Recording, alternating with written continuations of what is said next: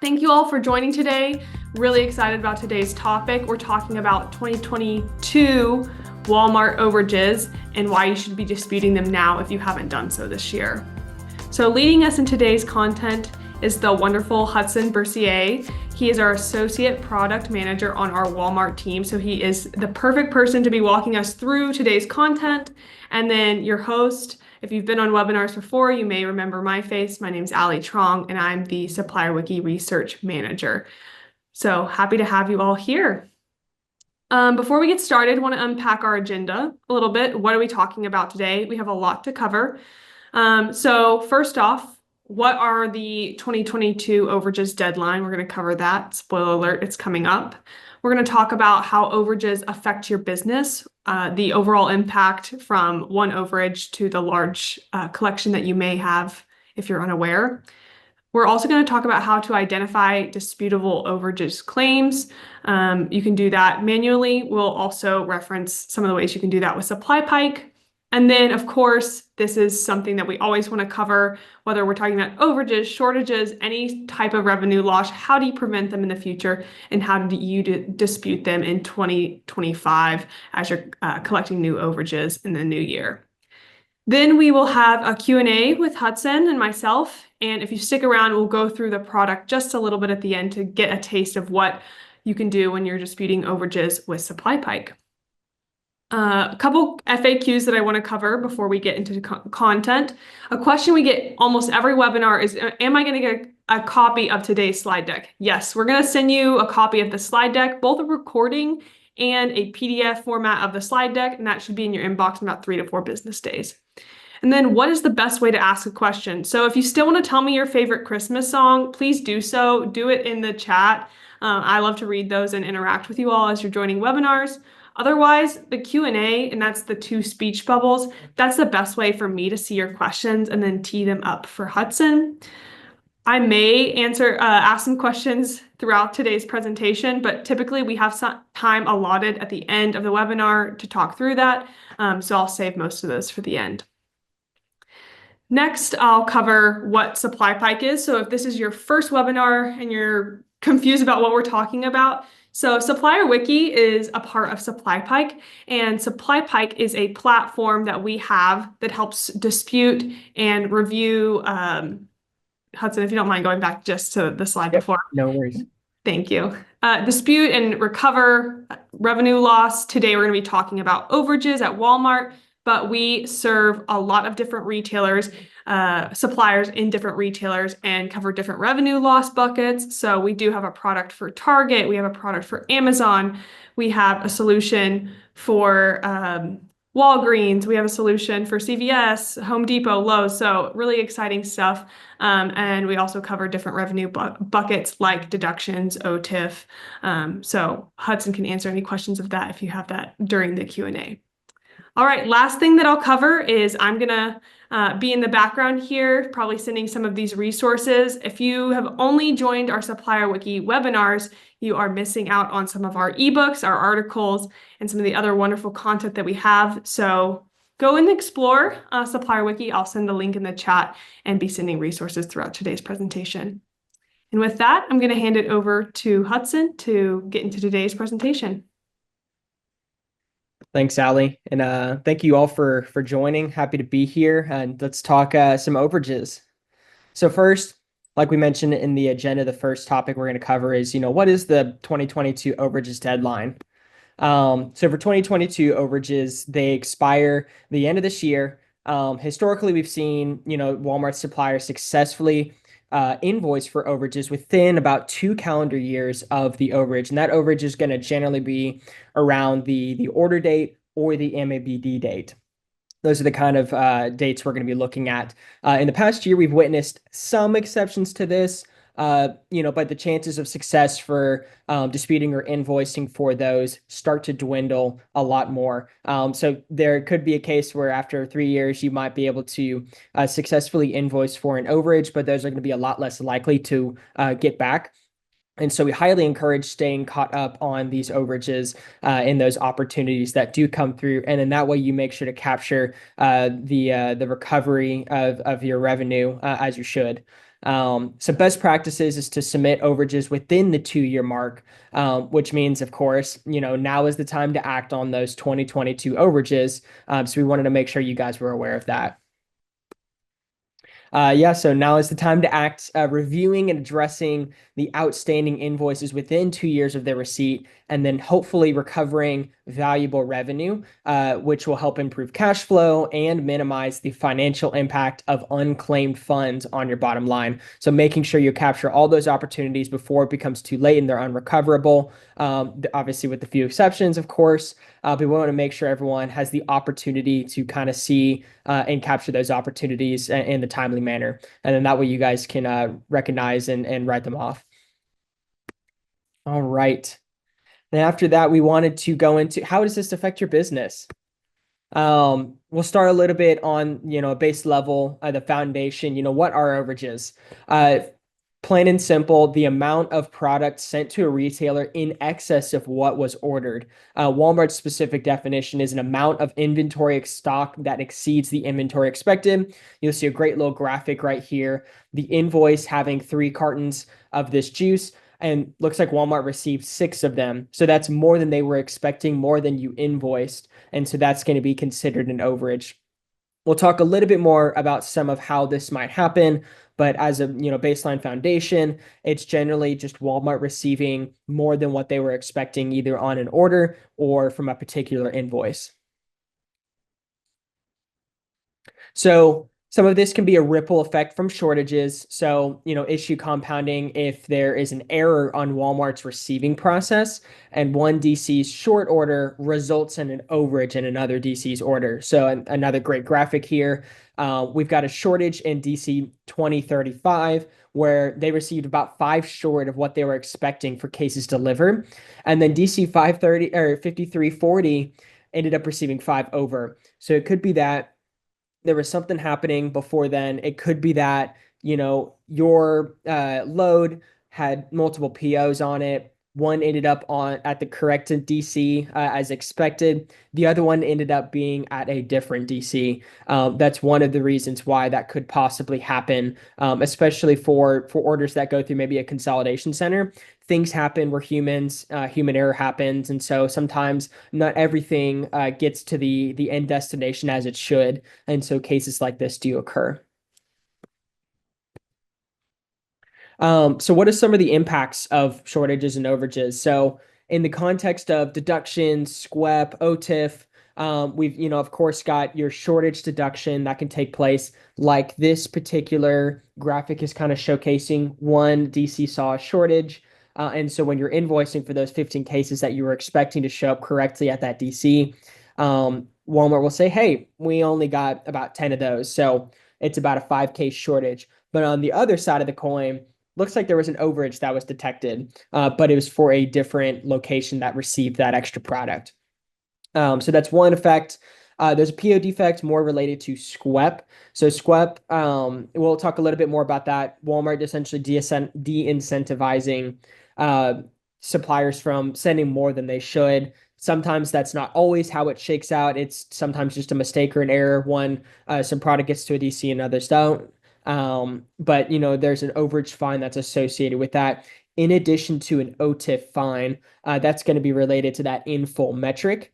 And so, if you're seeing cases where you're short of based on what was ordered for a particular DC or just in general, you'll see an OTIF fine associated with that. So there are 3 different ways in which Walmart can kind of hit you for these types of situations, whether it's the supplier's fault, Walmart's fault, could be any of them. And what's not named here, of course, is the unrecognized revenue that you see is as they're shorting it. Walmart has then still received product in which you've billed for but have not yet been paid on, and so that's another scenario in which you're sort of losing out, and that's another impact of these shortages and overages. So why does this matter? So of course I mentioned, the deductions, the SQEP fines and the OTIF fines that do occur, that results in, triple dipping into your pocket. You want to make sure to capture these opportunities. And as we'll be talking about a little bit later, SupplyPike can help with that. Kind of see each side of this situation in which you see the deduction, the SWEP fine, and even the OTIF fine, the ability to view those and actually dispute them as well. So Walmart won't pay for any additional number of cases and may even assign multiple fines to the supplier for overages. There are sometimes cases where Walmart will, particularly on one PO where one item is received short, one item is received over. They'll sort of reconcile within that. Sometimes it's not, consistent. We don't see it happen all the time, but we've seen some evidence of them trying to reconcile a little bit of those cases happening on one particular PO versus across two different POs. So they'll start to account for that as well, but we want to make sure that you guys are aware of the effects that shortages and overages have and make sure that you can capture those opportunities and make sure you're paid for what you're owed. Yeah, and just to continue, collateral damage of overages. You'll see the type program, the code, and the bucket that it falls in. You, of course, have the shortage deductions like we were mentioning. Specifically, those are going to be involved with code 22s, code 24s, and code 25s. The ones that are going to most likely appear with this. The only different one here is code 25. That's going to be the full invoice deduction, in which Walmart is basically saying, hey, we didn't receive any of the product, according to our data, according to what's going on here. We didn't receive any of what you're invoicing us for. So it's a full invoice deduction. The code 22s and 24s are going to be related to partial shortages. They're going to simply say, hey, we received some of this product based on what we're seeing, but we didn't receive everything. And so, we're going to deduct for just a small portion of that. So that's going to be under the bucket of, shipping/shortage code. In addition, you might see code 95s. Those are not as common. That's going to be, wrong item, related to overages. Going to be under the bucket of a merchandise code. Those, like I said, don't happen way too often, but they sometimes do appear when overage situations do occur. On OTIF, like we were mentioning, in full, that's going to be the particular metric in which you'll receive a fine on. For SQEP, of course, you've got the overage fines. Like I said before, Walmart de-incentivizing the supplier to overship. And however, that may not happen very often where there's purposeful or just simply overshipping based on an order. But that's a fine that Walmart will assign based on the SQEP program. That's under phase 1 of the SQEP program as they were rolling it out. We're about on phase 3 right now and waiting on phase 4 for context. So that's sort of, a little bit deeper into the collateral damage of overages and how it can affect you and what programs are involved. Cool. Wanted to move on to, so how do we even identify disputable overage opportunities? What are the opportunities that are present? So there are two different ways of understanding this. We've mentioned SQEP fines. What are billable overages? That's kind of a term we use here. So, if overages are just sending too many units to Walmart, a billable overage describes a situation where the revenue has been lost because Walmart isn't going to pay for the extra items that they receive. These are billable because suppliers have seen success billing Walmart for these extra items. We've worked with a lot of suppliers that have seen success in this process where we've been able to identify situations in which for a particular PO, Walmart has received more in the value of goods than what you've already been paid for. And so in turn, there is still more that you can invoice for and capture that unrecognized revenue from there. That's going to be a little bit different than overage fines. Overage fines, like I mentioned, are Walmart's way of de-incentivizing sending too much product to the DC and then billing for it later. In the SQEP program, these fines are sent as failure to comply to PO accuracy. That's the specific defect category it falls under. And so, yeah, that's kind of the difference between billable overages and overage fines. There are different sources of how these might occur. But yeah, essentially you want to look at, what did Walmart receive and what did we bill for / what did Walmart order to begin with? So those are the two ways of understanding overages. And like I mentioned and alluded to, what are some of the root causes of overages? True overages, the root cause of true overages are due to the amount of product sent to a retailer in excess of what was ordered. So comparing the PO and the ordered quantities to the received amounts that Walmart has in their system. Then there's shortage triggered overages. Those are probably going to be the most common situations that we've seen historically with the suppliers we've worked with. These can happen by PO number if only one PO per truck, and situations where there are multiple POs on the truck. There have been situations in which, like I mentioned before, you ship two different POs on one particular load. And when they're receiving them at their respective DCs, or they go through a consolidation center, things get mixed up a little bit. Sometimes it happens where one particular receiving DC sees a shortage and another particular receiving DC receives more than they were expecting. They can happen on the same PO as well, like I mentioned, where one item is short, one item is over. And so those are kind of situations that could occur when it comes to overages, whether it's true or if it's shortage triggered.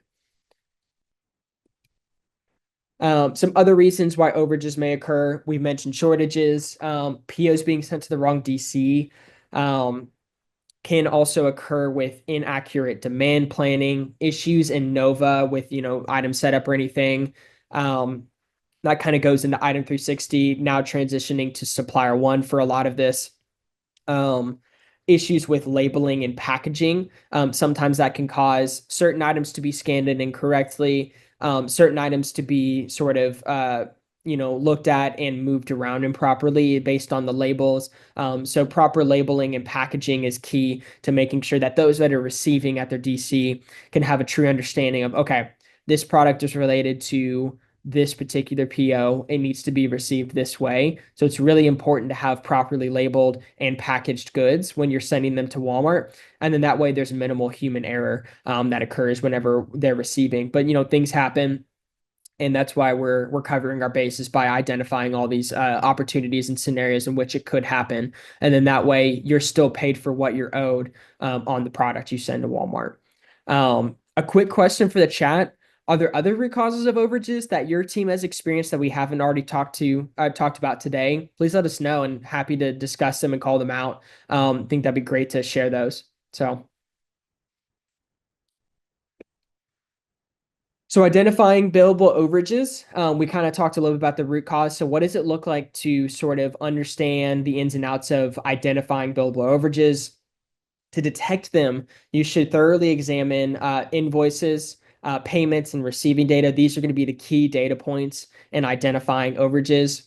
You're going to look for the product you shipped. You're going to see, hey, what do we actually invoice Walmart for in relationship to this particular PO and the products we sent. After that, you're going to look at, what did they receive? What did Walmart's data show us that they received, whether it's in the count or the value of goods? And then at the end of the day, what did Walmart pay us?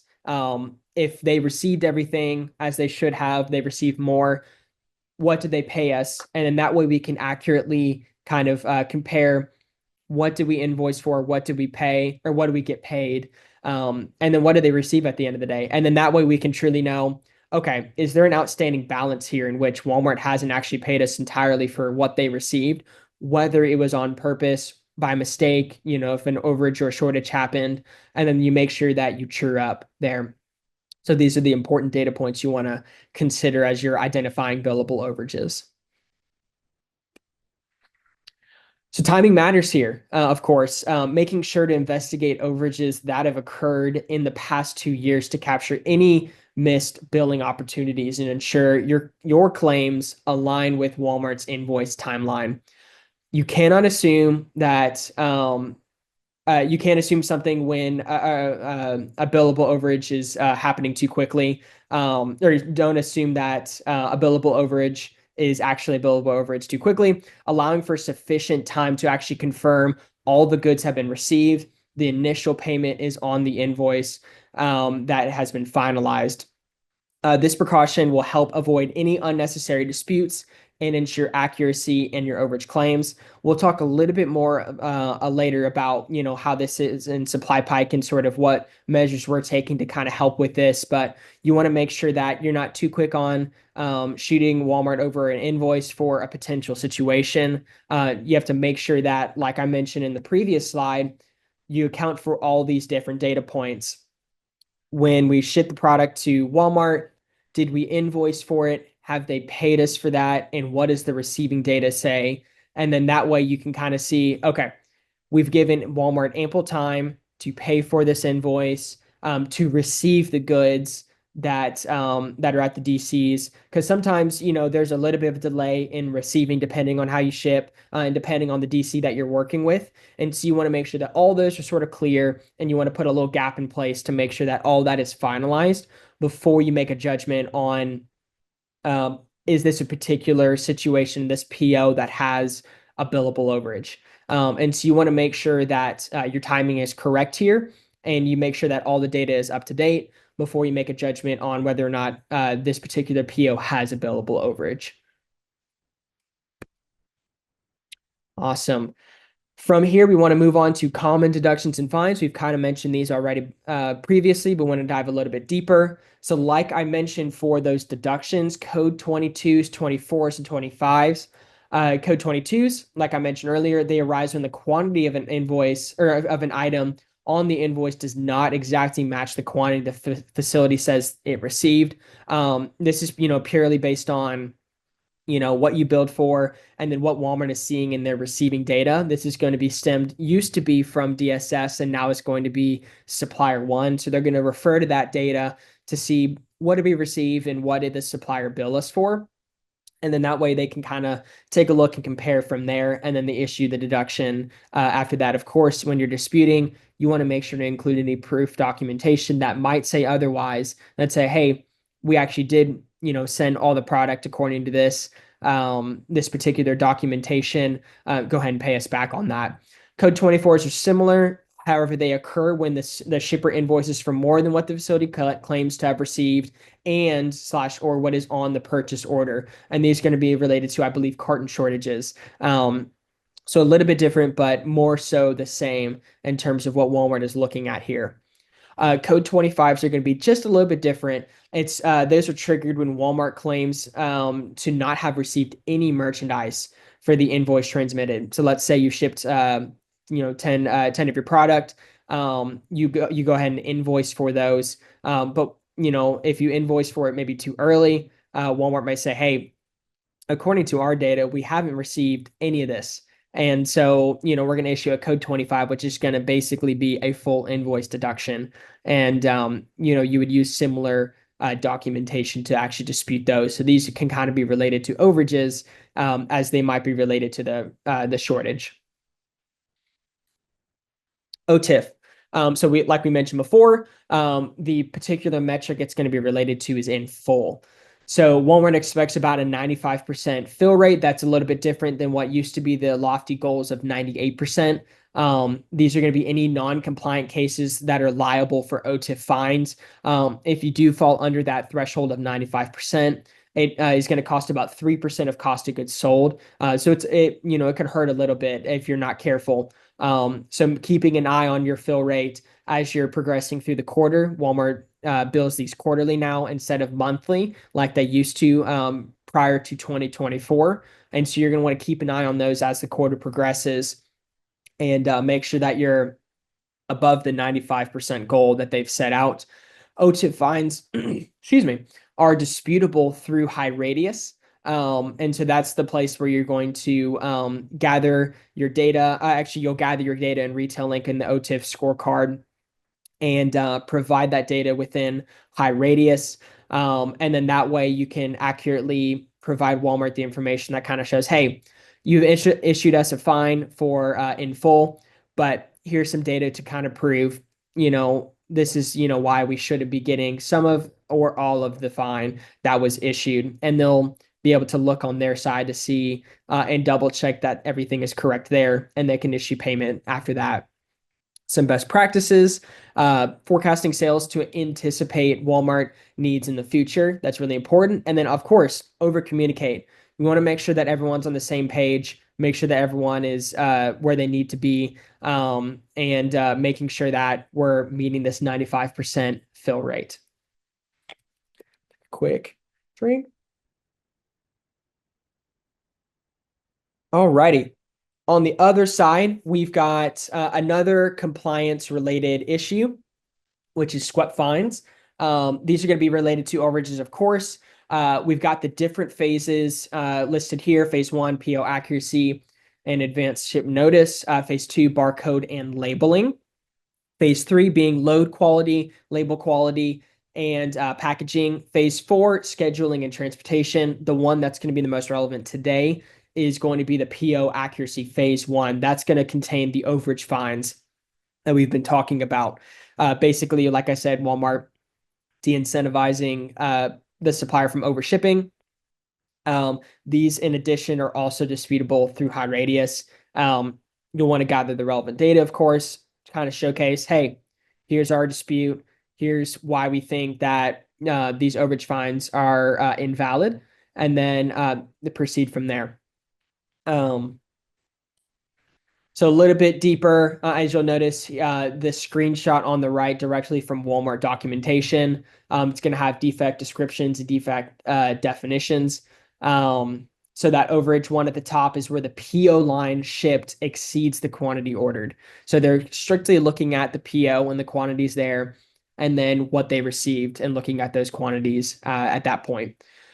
Versus what a billable overage would kind of be looking at. It's comparing, what Walmart paid based on the invoice you sent, and comparing that to what they received. And so when they're issuing a fine, they're not looking at what was billed for, what was actually paid. They were looking at strictly, hey, this is what we ordered.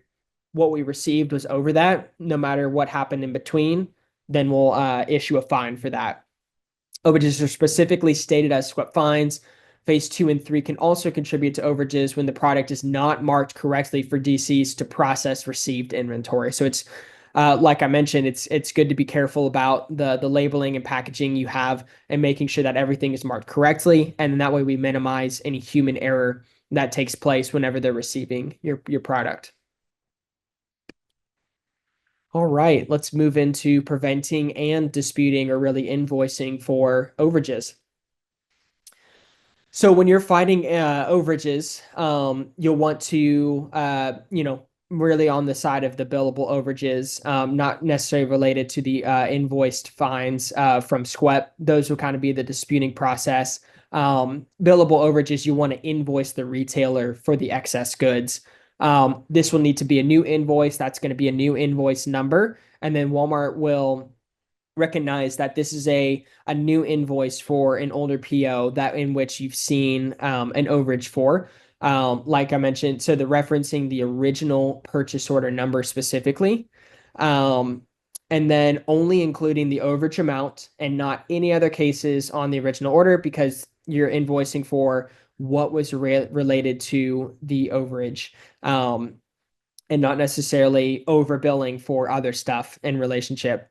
The invoice may be rejected. However, the supplier can still succeed in recovering the overage value through Walmart's disputing process. So this is sort of the main way to sort of fight back on overages is to invoice for those excess goods when we've identified that opportunity. Right. So the disputing overage workflow. So first you want to do some research. Like I mentioned previously, you're going to have those main data points and in which you're looking at, invoice data, receiving data, and order data, as well as payment data.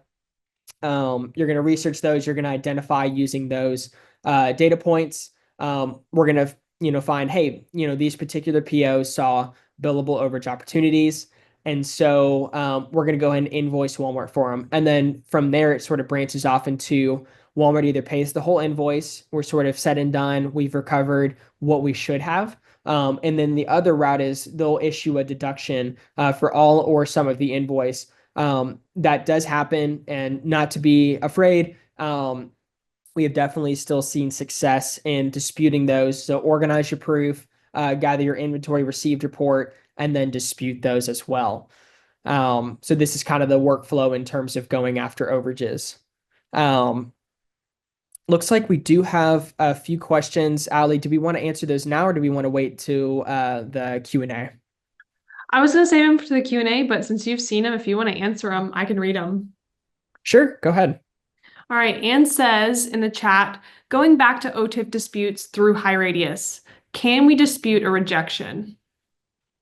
Hmm. So for a rejection, are you meaning Walmart, saw the product at the facility and, they straight up just did not accept the product and they sent it back or they got rid of it? Is that kind of what we're referring to? Let's assume that I also read it as like, disputing an OTIF fine and then it's rejected. Oh, okay. If you dispute once, Walmart rejects it, you can dispute again. We have seen success in disputing one more time. As long as you don't have two disputes open for one particular invoice, you should still be able to go after it again. So yeah, and just making sure, because if you do open two at the same time, Walmart will reject both of them and close it out. So Awesome. Thank you. And we're also going to get into some more OTIF content. So if there are more questions, Anne, that you have, we can get into that in the Q&A. awesome. Appreciate the question, Ann.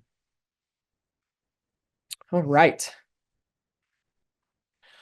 Some tips around proof documentation. For a true overage, you'll want to pull an inventory received report to verify how much product Walmart system says it received. That's going to be very important. When disputing, you'll need to provide the invoices that were related, the BOL or POD, and then an MABD report with the rows with the overages and the shortages highlighted. That way, it's very clear cut. Hey, Walmart, this is what's going on. Here is all the relevant data you need to review this dispute, and then we can go from there. For shortage triggered overages, you're going to lose similar information. You're going to find that MABD report, which is going to help understand when POs are shipped to the DCs and may uncover a shortage triggered overage. This will tie the shortage claim to the overage that was received, and then payment will be due to pay back. If you can kind of show Walmart, hey, looks like these are related. Let's kind of settle up here. Understandably, something was short, something was over. This kind of helps tie these all together. Another piece of information that's helpful is finding that load number. So if this happens across two different POs that were on the same load, kind of gives you some context on, okay, that makes a lot of sense. These two POs were on the same load. Looks like they were just misreceived. Then create fields showing overage and shortage by taking the quantity received minus the quantity ordered. Then if the item is short, it will give a negative quantity, the example minus 10. If there's an overage, it will be a positive number. Then that way it's easier to kind of identify and see from that data set as well. How do you rebill for overages? So you'll want to pull a report from Luminator Nova of that inventory received. This will kind of show you and help you determine in step 2 which orders were received over based on Walmart's own receiving data. That's very important here. You're using Walmart's own receiving data because that's going to be the most important data to them as they're identifying and repaying these overages and shortages. To bill Walmart, you're going to go through your normal invoicing process. You're not going to have to sort of identify, hey, Walmart, this is for an overage, just so you know. You don't have to do that. You can send them the same way you would issue a regular invoice, and you would do it via EDI. You would just want to make sure that, okay, we're using a new invoice number. It's not going to be the same exact invoice number as we used previously on this particular purchase order, and you're referring to that purchase order that was related to the overage. If you use the same invoice number, that's going to send a flag for Walmart. They're going to sort of reject and possibly even issue a full invoice and say, hey, it's a duplicate invoice. We can't really do anything about this. But if you issue a new invoice and a new invoice number, that's going to help Walmart sort of look at it with fresh eyes and say, okay, they're just billing for additional product that we didn't already pay them for. So we can look at this in that way. And then from there, you'll start to watch for repayments and deductions in APIS. You'll dispute the deductions that come in regarding the invoice. Those are typically going to come in at code 25s, but sometimes those do come through in codes 22 and 24. All right. Determining orders that are signed over. So as we're seeing this little screenshot here, we'll view the items on the order and compare the quantities invoiced for in APIS or your internal system when the quantities are received. So you'll see items 1 through 4. There's a few POs that are highlighted. You'll look at the quantity received versus the quantity ordered. Looks like some of these are received over what was expected on the order. So then that way you can kind of identify these opportunities from here. And these will kind of help, relate to those overage finds you'll see in SQEP, where they're comparing the order and the received quantities. Next step, once you've identified the opportunities, these are the POs in which we've seen billable overages. Let's go to our invoicing system, whether it's third party, if it's in-house, whatever is your normal process, and let's go through and go ahead and invoice for that extra product. And that way Walmart can process it in the normal processes, and then hopefully get paid at the end of the day for the product you're owed. So you'll go through those normal processes there. After that, you'll watch for repayment, and also, in addition, of course, watch for deductions. They tend to pay the new invoices in full, approximately 60 to 90%. It's a little bit of a range in terms of what we see historically. Some, though, will have deductions on them for the whole invoice. That's the code 25. And some may have deductions of other sorts, the 22s, 24s. Those are still winnable, not to be afraid. You'll be able to go after those through the normal process in APDP. Provide the documentation that we've described before, those received reports, any sort of shipping documentation, and then you can provide those to go along with the dispute any of those deductions by providing this proof, like I said, that these items were shipped and received, even including ASN data to sort of extra proof on, hey, according to the ASN that we sent you, this is what we said we shipped. So the deduction workflow, you guys might know, but we're going to go over this. Review deductions daily or weekly. It's very important. As you're shipping out daily, weekly, monthly orders, you'll want to keep up with deductions just as often. So you'll want to do a little bit of research, go through a validity check, review the proof documentation, communicate with your teams internally. Is this particular deduction or deductions, are they invalid or valid? That way you can now take some action. On the valid side, okay, you know what, Walmart, you're right. We did short ship this here. Unfortunate, but now we know we can move on from this situation. We can ride this off. We can learn and communicate this. Maybe there are root causes that took place for us to ship short, or maybe there was something else that happened in which Walmart didn't receive the product correctly. And so we want to learn from that and grow from that. And in that way, we get to more situations where they're actually invalid. Walmart makes mistakes sometimes. And there are sometimes cases where they will issue a deduction in which they're invalid. You'll want to organize your proof, the stuff that you were looking at to make that judgment, and then provide a dispute attempt in APDP for those. All right. Getting a little bit into the OTIF disputing process. Like I mentioned before, this recurs on a quarterly basis instead of a monthly basis like it used to be. You'll dispute these in high radius if the issue has been, or if the fine has been issued. And then any other case you would bring to your buyer on a more case-to-case basis. So you want to check your OTIF scorecard weekly. You'll see the projected fine. And then once those become official, you'll dispute those in high radius and you gather the proper documentation, and you can monitor in high radius for approval, and then ensure payback thereafter if you were approved for anything. Alrighty. Understanding the SQEP disputing workflow, it's going to look pretty similar, recurring on a quarterly basis as well. Understanding the phases and what the defects mean to best dispute. Review the SQEP scorecard. Identify what what phase are they billing us for in terms of the particular fines and the defects. Go ahead and do that validity check with the proof documentation you have. Communicate with your teams, and then make a similar decision. Is this valid? Is this invalid? If it's valid, go ahead and write it off. Learn from it, grow from it. If it's invalid, go ahead and organize your proof and dispute in high radius. Or if it's actually a projected fine, you can go to fix it and actually navigate through that process and dispute before they become official fine, before they hit a check, which that can be very important, as you can avoid losing money on a check and have to recover it later. You can also utilize SQEP images to sort of identify the validity of these fines and issues. That can be very important, and Fix It can kind of help you navigate there, or you can find it in the SQEP scorecard.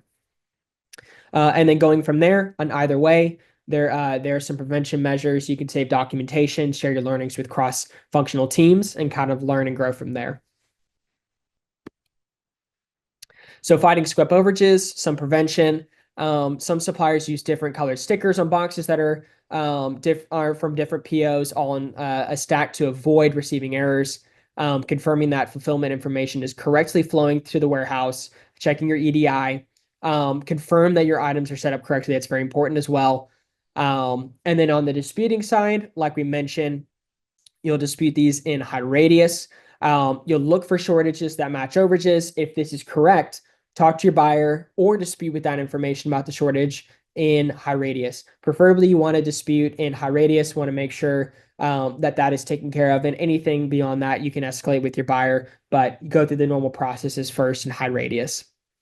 DSS data can be used to match up invalid overages. However, as DSS is sunsetted, you can use Supplier One or Illuminate to identify some of this data that you'll need to make these judgments. All right.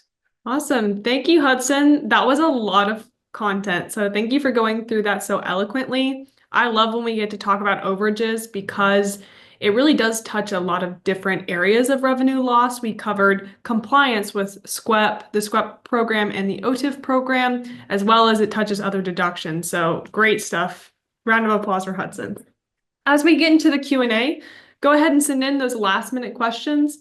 Hudson, I'm trying to give you a second to catch a breath because that was great. We had a solid bit of content there. But if I'm a supplier and I'm the only one on my team that's going to be looking at overages and, front lines, I'm going to be the one disputing them. What's my game plan since we only have a couple more days left in 2024? Yeah, that's a great question. Definitely looking historically, there are going to be opportunities to go after 2023 and 2024 overages after this year. So what I would make sure to do, let's look historically. Let's look back at the data within Retail Link. Let's identify those overage opportunities, like I mentioned, in Supplier One, in Nova, and let's compare those quantities between what was ordered, what was received, and even what was paid. And let's identify the most historical opportunities. And let's get the ball rolling on what it would look like to invoice those billable overages. Awesome. I appreciate that. My other question is, I know we're going to get into the product preview here in a second. When we're thinking about how manual it is when it comes to disputing overages, if I'm just doing it by myself, doing it in Walmart systems, what's kind of the stats or what you've seen when you've talked to other suppliers on how long it takes and some of the roadblocks they've faced? Yeah, that's a great question. Understandably, some of this can be a little bit more manual. You will go through normal invoicing processes. However, because of these are related to POs that have been billed for before, what I would recommend is finding the best process at first for your first invoice. In whatever method you're going through, a lot of times you can create a template. So, if I were in the supplier's shoes, I would create a template for overage invoices. And in that way, in the future, you turn those 30-minute processes into 10 to 15 minutes, even, less than that. And then once they kind of have a process nailed down, then they can establish a cadence in which, hey, weekly, monthly, we start to look at historical overages and start to look at what opportunities. We already have a template in place or a process in place internally, and we can go about those correctly and more efficiently. But taking the time first to establish that process, it might be a little bit manual at first, but then going through that is well worth your time for the future. Awesome. One more question, unless I get any more in the chat. The question is, we talked about a couple of the different compliance programs and deductions, ways that you can get overages. There's basically three ways. Tell me if I'm wrong, but that's kind of what I'm hearing. You've got your deductions bucket, the AP deductions, you have OTIF, and then you have the SWEP program. From some of the information you've seen from suppliers, which ones are easier to go ahead and try and build out that template and start disputing? Which ones can be harder? Are there any, situations where you're seeing a pattern there? Yeah, that's a great question. I would say, yeah, there's about three ways in which this can happen, and you can include the fourth way of actually billing for overages in the invoicing process. That's probably the most manual way. Definitely the most fruitful way for sure. To make sure you're capturing those opportunities. When it comes to the AP deductions, 22s, 24s, 25s, I would say that's the easier process when you've billed for the overage or you've seen the related shortage. Walmart has a very good process in APDP that's, moderately simple to navigate relative to the other processes. And so that's a great way to, keep up with any shortages that are related to whether you billed for the overage or if it's an overage that stemmed from a shortage, going through that process there. And those are more recoverable than the OTIF and SQEP side of things. So in the other two ways, OTIF, a lot more data to gather for the dispute process within HUD-Radius. And Walmart doesn't seem to approve as much on the OTIF side or even the SWEP side related to overages, but it's definitely worth an attempt once you've gathered the data to go through those processes. So that's what I would say. That makes sense. And even to your point earlier, if you're having, on the same invoice, overage issues or just different types of revenue loss in OTIF or SQEP, and it's on the same invoice, if you're saving that proof documentation, you can go ahead and pull that over into the other disputes that you're doing, saving yourself significant time when you add it all up with all the pulling and documentation that you have to do. Yeah. Beautiful. Well, thank you, Hudson. We'll go ahead and end the Q&A for now. Thank you everyone for joining. We're not done yet, but if this is where you have to leave us, we totally understand. While Hudson is pulling up the SupplyPike for Walmart product, I just want to thank everyone for joining us. We do have a couple more webinars in December, and then we'll take a short break and we will see you about mid-January. So looking forward to having you guys on other webinars. And if you see success in disputing your overages and you want to celebrate a win, please forward it to us. We'll share our emails here in a second. We'd love to support you if you're working on that or just celebrate if you're winning your overages back. So perfect. Hudson's got the overages page up from the application. I do want to give just a PSA here. This is SupplyPike's product. So this is not something that you can access on Retail Link or any of Walmart's platforms. This is something that SupplyPike has created, and this is our solution for suppliers to make that process a little bit easier. So Hudson will get into that now. Yeah, appreciate it, Allie. We're here joining our favorite Scranton, PA paper company, Dunder Mifflin. This is our demo account. But yeah, like Ali mentioned, there's not one particular place in Retail Link in which you can find this particular information.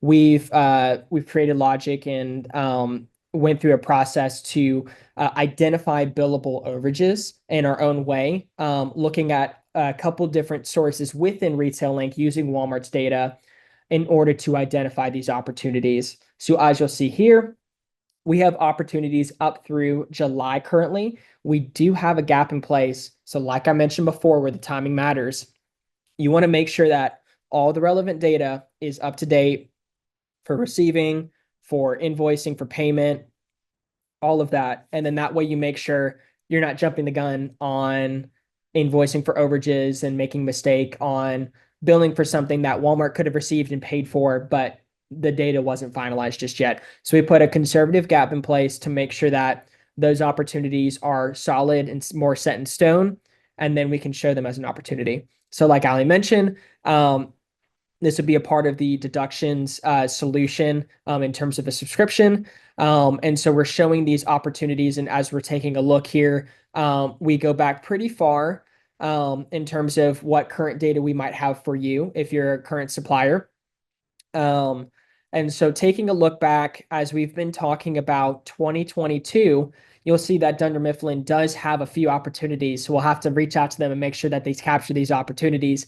And so looking back, you can see that we are stretching all the way back through 2022 based on the data you have with us. And we will identify the POs that are related to these overages.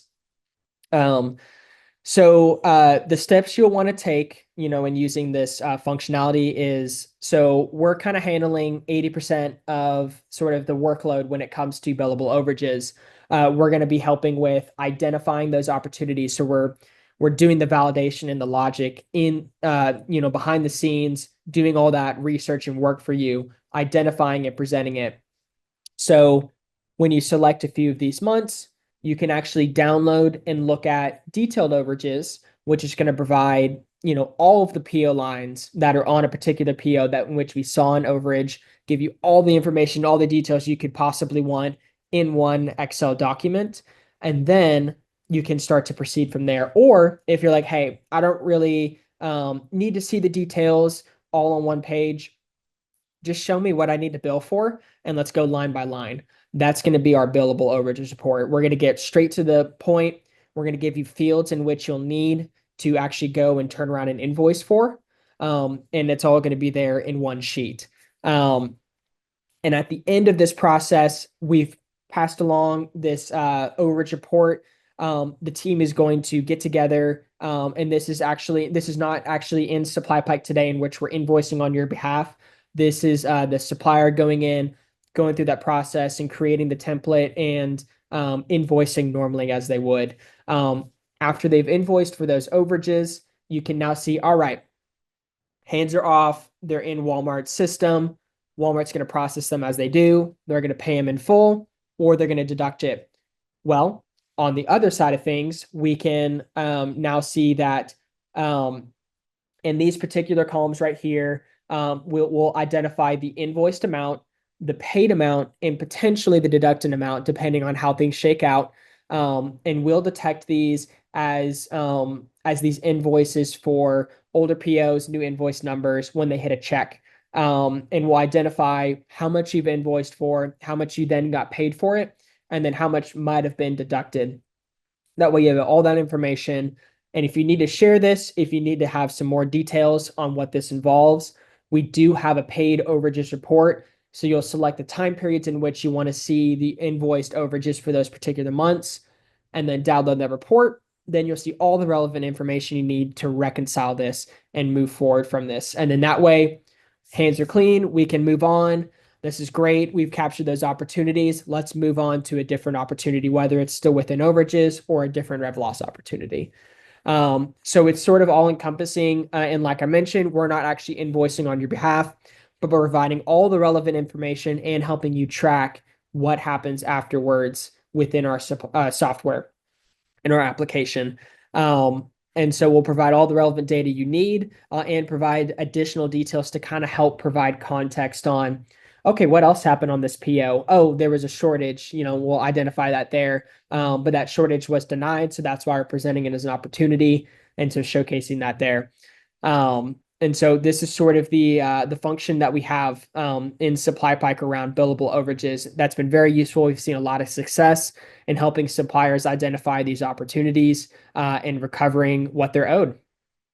Awesome. Thank you so much, Hudson, for walking through this and for walking through all of our content today. And thank you for everyone who stuck around for today's presentation and our product preview.